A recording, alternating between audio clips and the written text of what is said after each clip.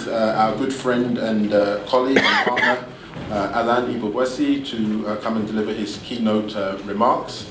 Although I must say, first of all, Alain, it was very interesting to me when I didn't hear it from you, but I heard it from a number of other people participating in the Africa Energy Forum, celebrating its 20th anniversary, that you were one of the pioneers when it was a handful of people at a meeting of about 50 to 60 people, and over the years it's grown to this. So we commend you for that, and then we're also committing you in the next 20 years, the Project Developers Summit will be of an equal size. So round of applause please for Alain Ebobisse to give his keynote remarks.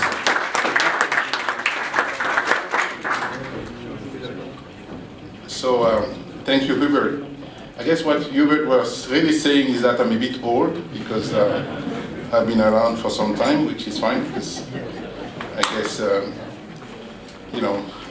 when we started to do this, there were very, very few people interested in investing in power in Africa. But anyway, thank you for your kind introduction, Hubert, and also for your excellent work and your teams in organizing this conference that Africa50 is co-hosting and sponsoring.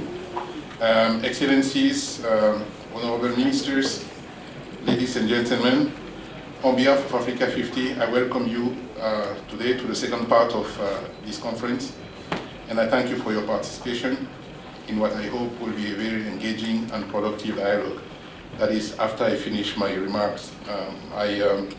I'm cognizant of the fact that we just had lunch, and that if I don't say good things, some of us may be starting to fall asleep. Please don't do so. I try to entertain you a little bit. Let me also say that I'm delighted, and I'd like to make a special thanks to the African Development Bank, which has played an important role in establishing Africa50, and is once again an institutional partner for this event. I am particularly delighted to welcome the Bank Vice President for Energy and Green Growth, my brother and friend Amadou Hott, who is here. Many people know him, but maybe you want to stand up so those that don't know you yet will see you. Amadou will share some thoughts with us a bit later in the afternoon. And I also want to make special thanks to His Excellency Paramasivo Mpile Viapuri, Acting President of Mauritius. This morning he was kind enough to join us to open the ceremony of the proceedings. Last year we did this event, and I expressed the hope that Mauritius will become a shareholder of Africa50. I'm glad to say that this is happening. Mauritius will really join us as one of our many country shareholders, and so I want to thank the delegation of Mauritius who was here today, who is still here. Mauritius is one of the leaders in infrastructure development on the continent, so I'm very hopeful that the dialogue between Africa50 and Mauritius will be fruitful collaboration. The objective of this summit is to gather top decision makers, investors, private investors, international financial institutions, government sponsors, to discuss ways in which we can unlock private investment in infrastructure in Africa and the potential that this will have in catalyzing economic development. For this part of the program, we will be focusing on energy, but I believe that what we will learn in energy is also applicable across all infrastructure sectors. Now, 20 years ago, the naysayers had a lot to moan about Africa. Investment was, especially from the private sector, was scarce, and links to the world economy were weak. Few could have predicted that 20 years later, most Africans will carry cell phones, and that Africa will account for the majority of the world mobile money transactions, and that there will be dozens of multinational African companies really playing in the global stage. The story for energy has been similar somewhat. We've seen a huge increase in energy use. There's still a lot to be done. We've been wrong a lot. We have heard earlier today from both public and private sector companies representative about all what is already being done, but also what needs to be done to meet this growing demand. I think we are well on our way. Again, A lot of work remains to be done, but some stuff are already being done.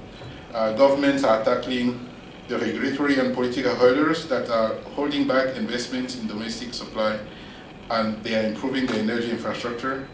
I'm taking a positive stance here, okay? This means that things still need to be done, but I'm focusing on what is being done instead of dwelling too much on some of the things that are not yet done.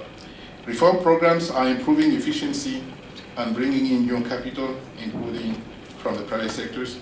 The number of independent regulators and well-run utilities is growing. We can mention a few of them. And the legal structure for public-private partnership and independent power producers is in place in most countries. At Africa50, we feel that the gap between energy supply and demand is an opportunity rather than a problem, which is why, or one of the reasons why we helped organize this event.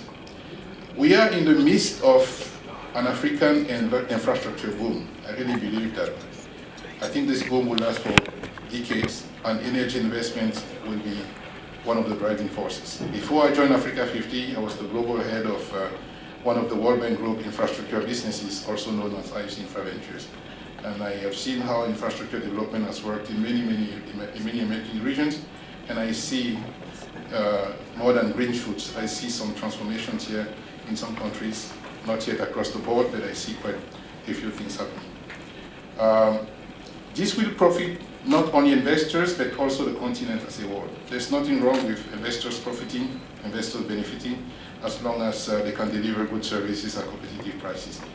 As energy infrastructure and supply improves, Africa can increasingly tap into its vast physical and human resources. That's what we want to see. We can all participate in the creation of a virtuous circle, which will work like this. Improve infrastructure will help raise productivity, export, revenues, income, which in turn will help finance more infrastructure projects. The IEA predicts that grid-based generation capacity will quadruple by 2040, and that mini-grid and off-grid system will provide electricity to 70% of those gaining access in rural areas. Now, the energy mix is changing for sure. While hydrocarbon still have a role to play, the use of coal, for example, is declining, and Africa's vast renewable potential is increasingly being tapped. In this context, allow me to highlight large-scale hydro projects. Yes, Africa has a huge hydro potential, but only 8% of Africa's hydro potential has been tapped. This represents a huge investment opportunity. And a couple of days ago, my good friend Amadou Hott and myself, we wrote an article which was published by Brookings in the US, but also for a global audience, to push for more private sector participation in hydro projects by extending maturities of loans, financing that will provide for hydro projects to make those hydro projects more competitive. Maybe we have copies of these articles, but we believe that hydro could become also one of the solutions to improve infrastructure power supply on the continent. As the energy mix evolves, technology will also play an increasingly important role. All sectors, particularly energy, will profit from technological innovations such as smart grid, improved battery storage, as well as the rise of distributed generation and mini-grid. More advanced markets will also benefit from regionally integrated grids through investment in transmission, linking countries with energy deficit with those with surpluses, and creating important economic scales. Now, the energy transformation is happening around us, I believe so. But yes, the challenge is that we need to make it happen quicker and at a larger scale. That's what is the challenge that we have today. So this will require substantial financing and projects, also bankable projects that can attract this financing. So as we heard this morning, the main obstacle for this remains the inadequate enabling environment in some countries and the concomitant lack of investment-ready bankable project. Project development is always the issue. How do we increase the number of bankable projects? That's the obstacle that needs to be overcome, and there are steps that are being taken to overcome these challenges. In the power sector, government should align tariffs two costs: ensure the independence of regulators and the solvency of utilities. And more importantly, I think for me, really have the mindset of making sure that risks are allocated to the parties which are the best able to manage those risks or to bear those risks. That means that developing financial institutions sometimes will have to backstop government commitments that the market will not accept without that risk mitigation. Investors need to be assured that they can recover their cost and earn a return, a decent return, or they will look elsewhere. Investors are not philanthropists. I mean, they could be philanthropists in their own right, doing other stuff, but when they're investing in power, they're there to make money, and it's fine, as long as they deliver good services. Many countries have already shown that this can be done, attracting increasing number of IPPs and PPPs. However, investors also must do their part. I think they should take a long-term view and be proactive, including in deploying more early-stage risk capital and other resources to develop bankable projects. We need to see more people play into the project development space. Investors need to understand Africa, the African context. I believe that it's very important to leverage local partnerships as much as possible. I think investors that are coming to invest in power plant without having partners in the local context, they could find it difficult to move their project. Now, for me, yes, the game changer.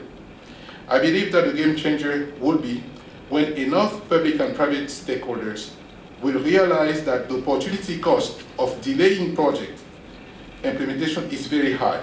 Today, bureaucrats, government decision makers, they sit on project and they do nothing, and they don't see the opportunity cost of doing nothing.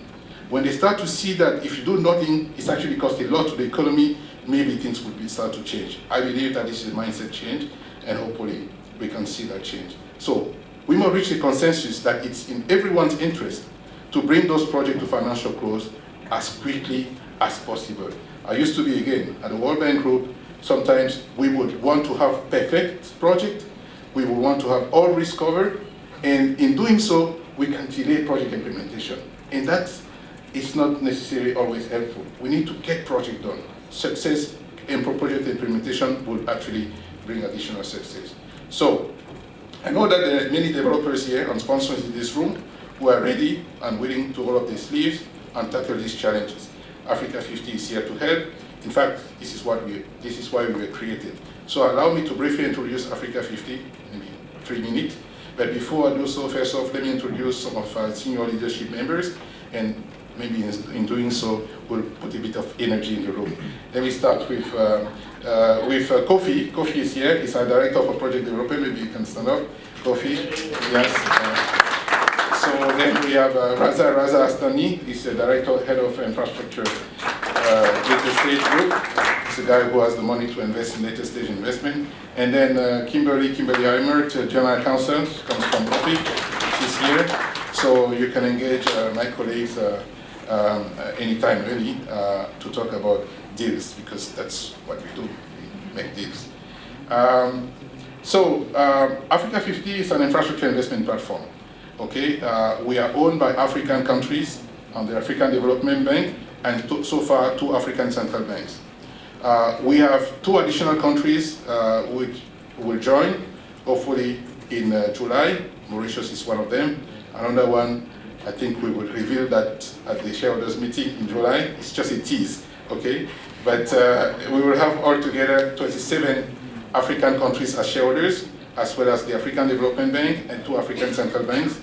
And these shareholders have committed over $800 million of equity capital to Africa50. I think within 12 months or so, we can get to $1 billion. Our objective is to get to $3 billion of equity capital for Africa50. But more importantly, these shareholders have given us the mandate to operate commercially. So we only invest in projects which are commercially viable with a decent return for investors, and also that can have a developing impact. So we are fairly independent in the management. We basically run at a private sector fund, which happen to be owned and supported by African State, the African Development Bank. So we focus on large to medium scale infrastructure projects, and our target sectors are energy, transport, and ICT. To accomplish this, we have 2 windows. We have a project development window and a project financing window. The primary objective of the project development window is essentially to build up the number of bankable projects. We have money, we have the resources, we have the relationship. We want to partner with strategic partners who are strong financially, with expertise, and we will do also, we put our money to fund a portion of the development budget and work with those partners to make those projects happen. In some cases, we partner with government to act as surrogate sponsors before we actually select the strategic sponsor of the deal. Typically, as we said, project development investment that we make, we recover those at financial close through additional equity investment. So I know that there's a lot of interest from our own government shareholders for the project development activity. This is very risky activity. This is extremely risky because not all project development investment that we make actually pan out. But it's very useful, very important, and very exciting. I, for one, am very excited about it. Again, I used to be at IFC. I used to run the Global Project Development Group at IFC.